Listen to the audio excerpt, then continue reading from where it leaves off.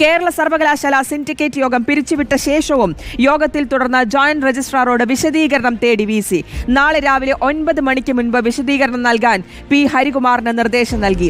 KS Anilkumar ചുമതലയേറ്റതിൽ അടിയന്തര report സമർപ്പിക്കാനും താൽക്കാലിക രജിസ്ട്രാർക്ക് നിർദ്ദേശം നൽകി. സ്വാന്തന സാജു നൽകും വിവരങ്ങൾ. സ്വാന്തന, ഈ സിൻഡിക്കേറ്റ് യോഗം പിരിച്ചുവിട്ട ശേഷവും യോഗം തുടർന്നു. അതിൽ ഉള്ള ഒരു വിശദീകരണമാണ് ഇപ്പോൾ VC തേടിയിരിക്കുന്നത്. VC ഈ യോഗത്തിന് ശേഷം അവിടെ നിന്ന് ഇറങ്ങിപ്പോന്നതിന് ശേഷം പറഞ്ഞിരുന്നു അതിനുശേഷം തുടരുന്ന യോഗം അത് നിയമപരമായിട്ടുള്ള അല്ലെങ്കിൽ കൃത്യമായിട്ടുള്ള താൻ പിരിച്ചുവിട്ട യോഗമായിരുന്നു, പിന്നീടുള്ള യോഗത്തെ പരിഗണിക്കാൻ കഴിയില്ല എന്ന് പറഞ്ഞിരുന്നു. ഇതിലാണോ വിശദീകരണം തേടിയിരിക്കുന്നത്?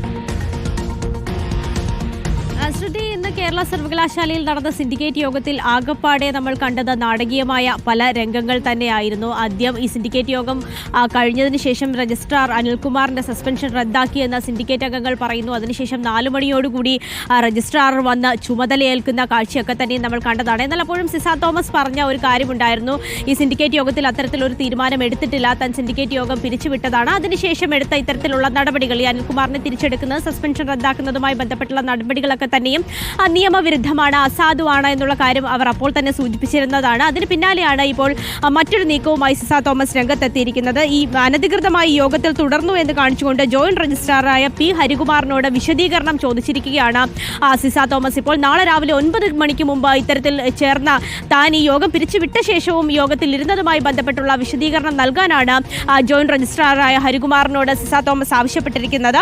അതുമാത്രവുമല്ല, ഈ യോഗം പിരിച്ചുവിട്ട ശേഷം നടന്ന എല്ലാ നടപടികളും അത് അസാധുവാണ് എന്നുള്ള ഒരു കാര്യം കൂടി സൂചിപ്പിക്കുന്നുണ്ട്.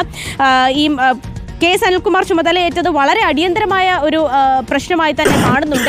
അതുകൊണ്ട് തന്നെ ഇതുമായി ബന്ധപ്പെട്ടുള്ള ഒരു റിപ്പോർട്ട് അത് സമർപ്പിക്കാനും ഇപ്പോൾ താൽക്കാലിക ചുമതലയുള്ള രജിസ്ട്രാറോട് ആവശ്യപ്പെട്ടിട്ടുണ്ട്. അങ്ങനെ ഈ ഒരു വിഷയം കൂടുതൽ സങ്കീർണതകളിലേക്ക് കടന്നു പോകുകയാണ് എന്ന് തന്നെയാണ് ശ്രുതി നമ്മളിപ്പോൾ മനസ്സിലാക്കുന്നത്. തീർച്ചയായിട്ടും ഒരു സങ്കീർണമായ അവസ്ഥയിലേക്ക് തന്നെയാണ് കാര്യങ്ങൾ പോകുന്നത്. ഇപ്പോൾ ആ യോഗം കഴിഞ്ഞ യോഗത്തിന് ശേഷം VC പറഞ്ഞ പോലെ തന്നെ അതിനുശേഷം എന്തായാലും ആ യോഗം തുടർന്നിരുന്നു. അതിൽ ജോയിന്റ് രജിസ്ട്രാറോട് വിശദീകരണം തേടിയിരിക്കുകയാണ് VC. സ്വാന്തന സാജു